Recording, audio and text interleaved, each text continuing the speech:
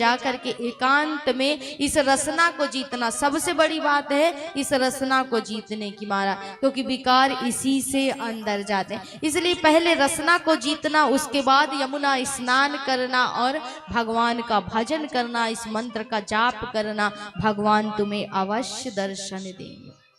ध्रुव जी आज वन में तपस्या कर रहे हैं, भजन का पहला महीना चल रहा है, 3 दिन कुछ नहीं खाते, 3 दिन बाद सिर्फ फल तोड़ करके पा लेते। दूसरा महीना आरंभ हुआ तो 6 दिन तक कुछ नहीं खाते, 6 दिन के बाद केवल शाम को पत्ते का सेवन करके भजन करते। तीसरा महीना आरंभ हुआ तो 9 दिन तक कुछ भी नहीं खाते हैं। अटल तपस्या है महाराज, ऐसी तपस्या कर पाओगे? 5 वर्ष का बालक तपस्या कर रहा और ऐसी तपस्या कि जिसका कोई विचार भी नहीं कर सकता। तीसरा महीना आरंभ हुआ तो 9 दिन तक कुछ नहीं खाते, 9वें दिन सिर्फ जल पी करके भजन करते हैं। चौथा महीना आरंभ हुआ तो महाराज 12 दिन तक कुछ भी नहीं खाते पीते, 12 दिन के बाद सिर्फ वायु का सेवन करते हैं और भजन करते हैं, सब कुछ त्याग दिया। 5वां महीना भजन का चल रहा है, ध्रुव जी महाराज ने अब वायु का भी त्याग कर दिया, वायु को भी छोड़ दिया। श्वास ब्रह्मरंध्र में चला गया, प्राण वायु रुक गई, और जैसे ही ध्रुव जी की प्राण वायु रुकी तो समस्त देवलोक में, समस्त ब्रह्मांड में हाहाकार मच गया।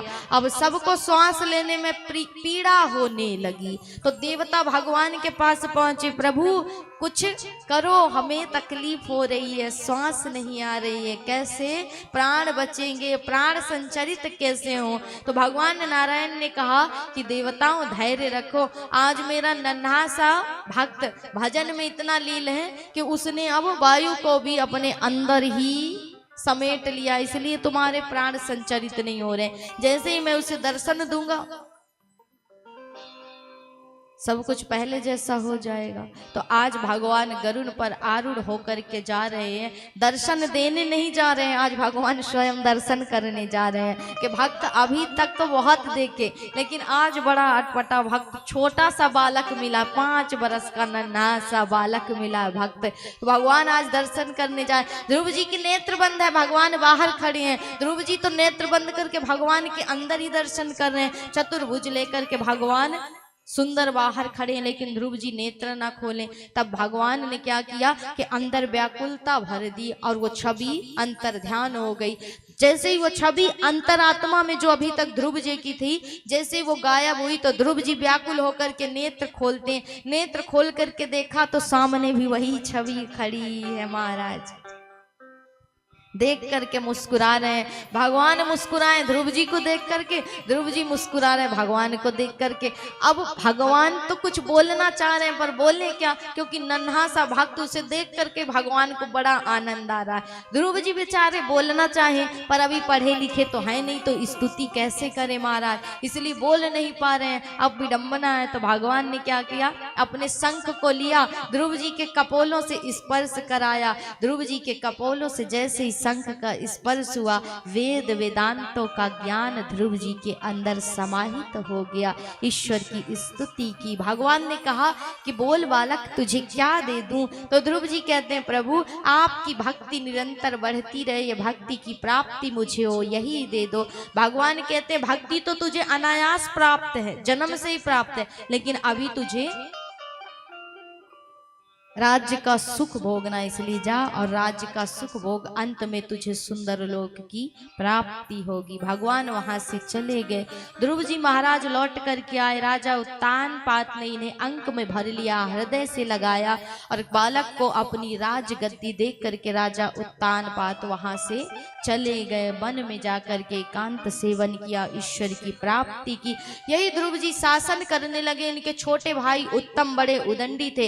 एक दिन यक्षों के द्वारा इनकी मृत्यु हो गई। यक्षों ने मना किया कि इस बाग को मत उजाड़ो, कुबेर महाराज का बगीचा है, लेकिन नहीं माने तो यक्षों के द्वारा उत्तम की मृत्यु हो गई। अब उत्तम की मृत्यु हो गई तो क्रोध में आकर के ध्रुव जी मारने चले गए। किसे?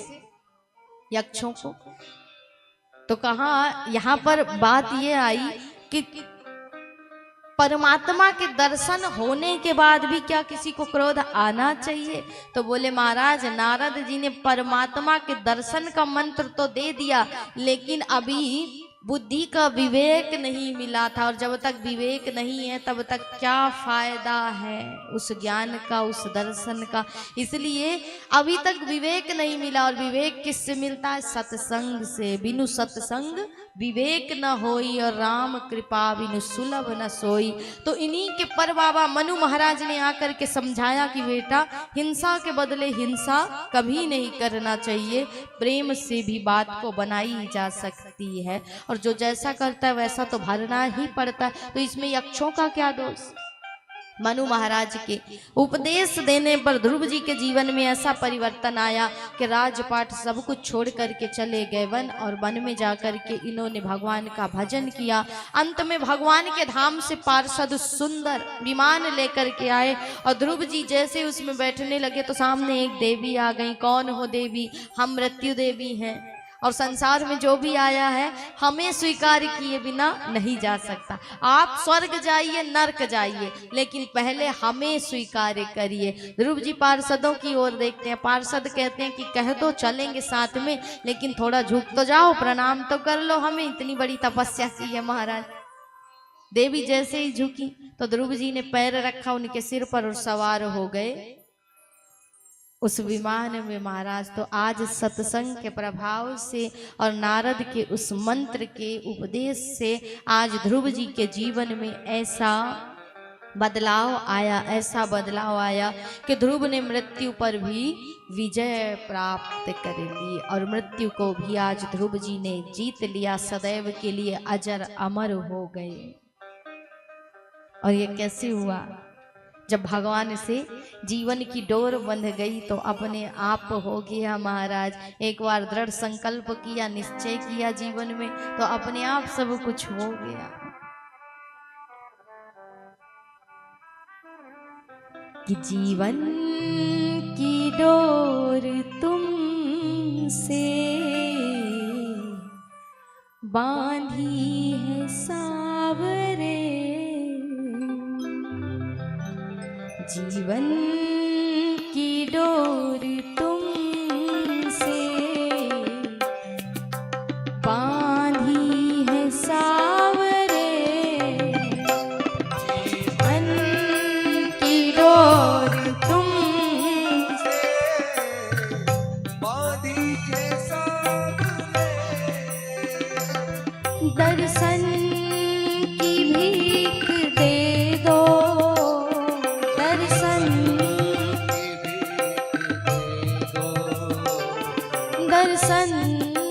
की भीख दे दो, दर्शन की भीख दे दो, नैना है बावरे, जीवन की डोर तुमसे बांधी है सावरे, जीवन की डोर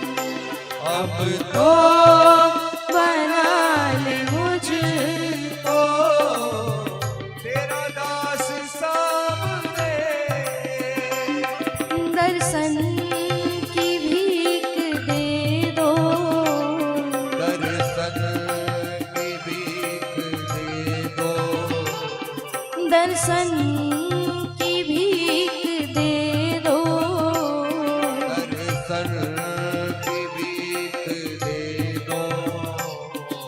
नैना है बावरे, जीवन की डोर तुमसे बांधी है सावरे, जीवन की डोर तुमसे बांधी है सावरे।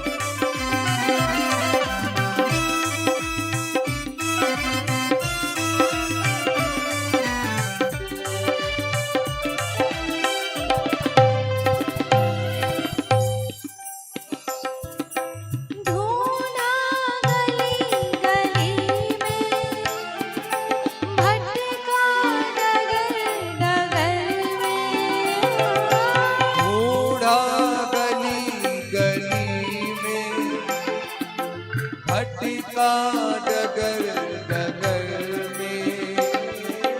दिल हो गया दीवाना, मोहन तेरे सफर में, दिल हो गया दीवाना, मोहन तेरे सफल में। पागल बना तेरा मेरे यार सावरे, पागल बना हूँ तेरा मेरे यार सावरे। दर्शन की भीख दे दो, दर्शन की भीख दे दो, दर्शन की भीख दे दो, दर्शन की भीख दे दो। नैना है बावरे, जीवन की डोर तुमसे बांधी है सावरे, जीवन की डोर तुमसे बांधी है सावरे। बांधी है सावरे, बांधी है सावरे, बांधी है सावरे, बांधी है सावरे,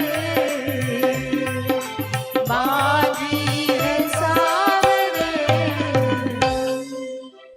तो जब जीवन की डोर ईश्वर से बंध जाए तो सब कुछ सुलभ है महाराज और सहज है।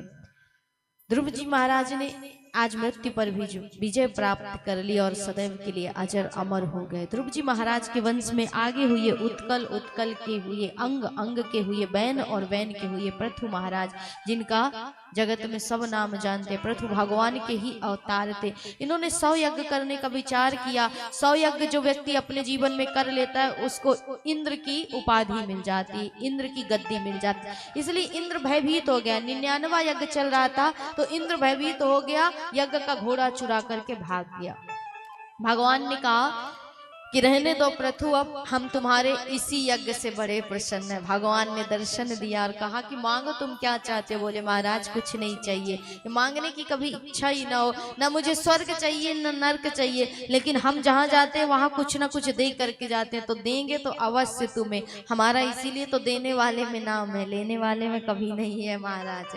तो भगवान ने कहा कि कुछ ना कुछ तो तुम्हें लेना पड़ेगा। बोले महाराज देना ही चाहते तो इतना दे दो कि संतों के मुख से निकलने वाली आपकी वो अमृतमयी कथा को मैं इन 2 कानों से सुन करके तृप्त नहीं होता हूँ, तो मुझे 10,000 कानों की श्रवण शक्ति प्रदान कर दो।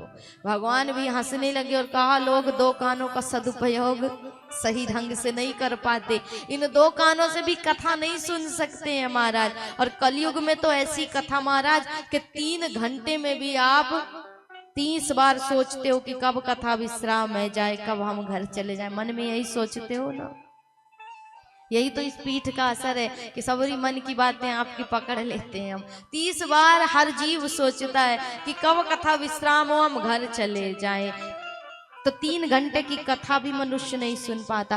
परीक्षित को मोक्ष इसलिए मिला कि 7 दिन 24 घंटे एक क्षण के लिए भी न परीक्षित हिले आसन से और न सुखदेव जी महाराज हिले आसन से। महाराज अगर उस तरह कथा सुनी जाए तो शायद आज भी जीव को परीक्षित की तरह मोक्ष मिल जाए, लेकिन 3 घंटे की कथा को भी अब कहते हैं 3 मिनट का बना दो महाराज तो ज्यादा अच्छा रहेगा, और संक्षिप्त कर दो उसे। कितना करें महाराज, व्यास जी ने तो इतना विस्तृत किया।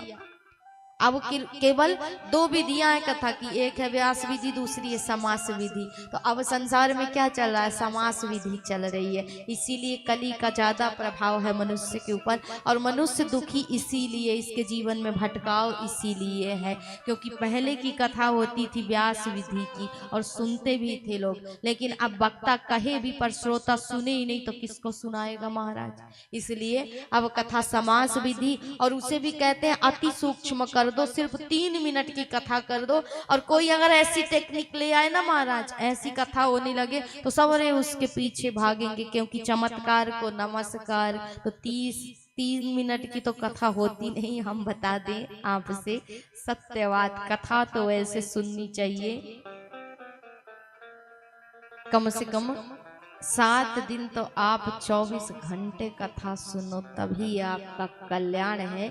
नहीं तो ये 3 घंटे की कथा कुछ तो आपके पापों को काटेगी, भगवान से मिलाएगी, लेकिन हाँ जितना कहना चाहिए उतना नहीं हो सकता। ये सत्य बात हम बोल रहे हैं इस पीठ में ही बैठ कर के महाराज। तो कोई बात नहीं, संसार के लोग तो 2 कानों से कथा नहीं सुनना चाहते, आपको 10,000 कानों की श्रवण शक्ति चाहिए। बोले महाराज मेरी तो तृप्ति नहीं होती, मुझे तो 10,000 कानों की ही दे दो। भगवान ने आशीर्वाद दिया, वहां से चले गए। इन्हीं प्रथु के हुए अंतर्ध्यान, अंतर्ध्यान के हुए हविर्धान, हविर्धान के हुए प्राचीन वरही, जिन्हें नारद जी ने पुरंजन उपाख्यान सुनाया। और श्रीमद् भागवत महापुराण का सबसे अच्छा ये जीव के लिए जागृत करने का उपाख्यान नारद जी के द्वारा प्राचीन वरही को सुनाया गया है, जिसे पुरंजन उपाख्यान के नाम से श्रीमद् भागवत महापुराण में जाना जाता है। राजा प्राचीन वरही यज्ञ तो बहुत किए, लेकिन यज्ञ के साथ एक पाप कर देते हैं कि यज्ञ तो उन्होंने बहुत किया पर उसके साथ जीवों की हिंसा भी करते थे। इनसे एक अपराध हो गया जिसकी इनको समझ सिखाने के लिए नारद जी को आना पड़ा, मार्ग बताने के लिए नारद जी को आना पड़ा। नारद जी का आगमन हुआ, नारद जी को देख करके इन्होंने प्रणाम किया और कहा मेरा यज्ञ सफल हो गया। बोले महाराज कहाँ का यज्ञ सफल हो गया, पापी तो बहुत देखे लेकिन तेरे जैसा नहीं राजा। बोले महाराज कैसी बात करते हो, पूरी पृथ्वी को कुशाओं से पाट दिया, यज्ञ के धुआं से पूरा आकाश मंडल सुशोभित हो रहा है। और आप कहते हो मैं पापी, बोले देखना चाहते हो क्या पाप किया है? बोले ऊपर की ओर देखो तो देखा तो हजारों बकरे और घोड़े मुख खोल करके खड़े हैं। बोले जानते हो ये क्यों खड़े हैं? ये कह रहे हैं कि जो तूने हमारे साथ किया वही हम तेरे साथ करेंगे, क्योंकि कर्म कहीं ना कहीं घूम करके तुम्हारे पास ही आएगा। जिस प्रकार घड़ी का काटा घूम करके 12 में ही आता है, उसी प्रकार कर्म भी घूम करके तुम्हारे ही 12 बजाएगा महाराज। तो ये यही कहना चाहते हैं, तुमने हमें मारा हम तुम्हें मारेंगे। बोले महाराज मैंने थोड़े ना किया, जो वेदों में लिखा है वही किया। क्या लिखा है वेदों में? बोले यज्ञ करो तो लिखा है पशून आलभेत, अर्थात पशुओं की बलि दो। बोले महाराज पशून आलभेत का अर्थ ये नहीं होता। इसीलिए तो व्यास जी महाराज ने पुराणों की रचना की, क्योंकि वेदों की भाषा जटिल है और उसे कोई समझ नहीं सकता। जो थोड़ा बहुत पढ़ ले वो अर्थ का अनर्थ कर देता है महाराज। तो पशून आलभेत का अर्थ ये नहीं होता कि आप किसी बेजुबान जीव की हत्या करें या उसकी बलि चढ़ाएं। बलि प्रथा कहीं पर भी नहीं कही गई। पशून आलभेत का अर्थ है कि हम जब यज्ञ करें तो ममता रूपी बकरे का, अभिमान रूपी घोड़े का स्पर्श करके हमें कहना है, यज्ञ में आहुति देनी है कि आज से व्यर्थ की ममता नहीं पालेंगे, पालेंगे तो सिर्फ एक ईश्वर से ही ममता पालेंगे। व्यर्थ का अभिमान नहीं करेंगे, क्योंकि सब कुछ तो दिया उसी का है। किस चीज का अहंकार करोगे? कहा ना गरीब तो हम इतने कि सांसें भी हमारी अपनी नहीं है, उधार की है। और अमीर तो हम इतने कि त्रिलोकी का नाथ हमारा स्वामी है महाराज। यदि मानो तो गरीब हम इतने कि सांसें भी हमारी नहीं है, और अमीर तो हम इतने कि त्रिलोकी का स्वामी ही हमारा स्वामी है, हमारा नाथ है। तो इसलिए व्यर्थ का अहंकार नहीं करेंगे। सिर्फ स्पर्श करना लिखा, किसी को मारना नहीं लिखा।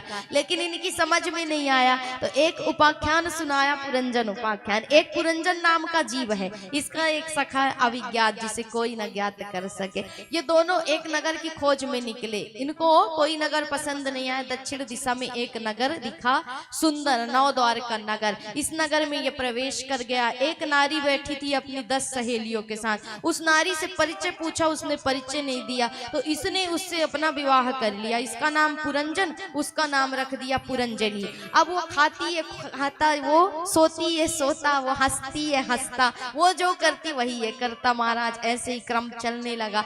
अब इस नगर का एक मंत्री भी था, नाम था विसूचिन।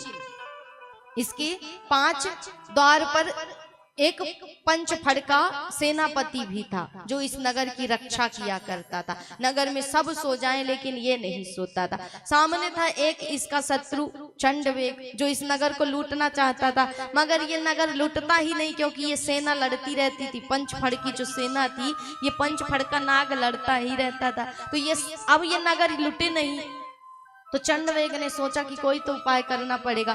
इसने अपनी पुत्री को आदेश दिया कि जाओ इस नगर को लूट लो। जब इसकी पुत्री आई तो ऐसा लूटा कि सारा धरा का धरा रह गया, और वो पुरंजन चला गया नारी की याद करते करते संसार से।